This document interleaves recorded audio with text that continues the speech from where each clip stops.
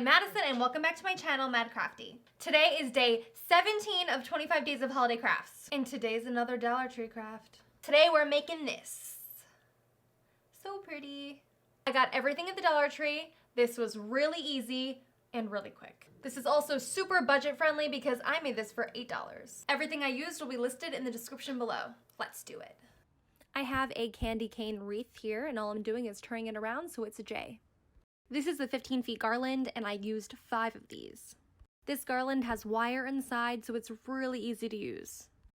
Now I'm not using any glue here, I'm just taking the end of my garland and kind of making a little hook on one end and making it tight and then wrapping the garland around and around and around to the other side. For the J I used one whole package of garland plus a little bit more of another package. Moving on to the O, I got this as is, so there's already green on it. I'm just taking the sides and kind of opening them up so it looks fuller. Now we're down to the Y, and obviously I do not have a Y-shaped wreath, so I'm just kind of making the Y on my own, twisting, bending, kind of, you know, do whatever you gotta do to make it look big.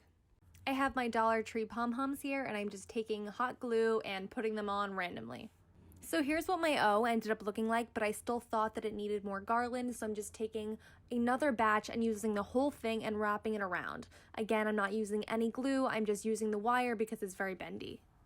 Now you can stop here or keep going. I wanted mine to be just a little bit thicker, so I took another batch of garland, and this time I went around kind of in a circle and made it look thicker that way, which is also another option. Same goes for my Y. I wanted it to look thicker so it could match the J and the O, so I took another batch of garland and I kind of worked my way through wrapping and twisting until my Y looked how I wanted it to. So I would probably make sure you're happy with the thickness of your letters before you put the pom-poms on, but for me it kind of didn't matter. It depends on what you're decorating with.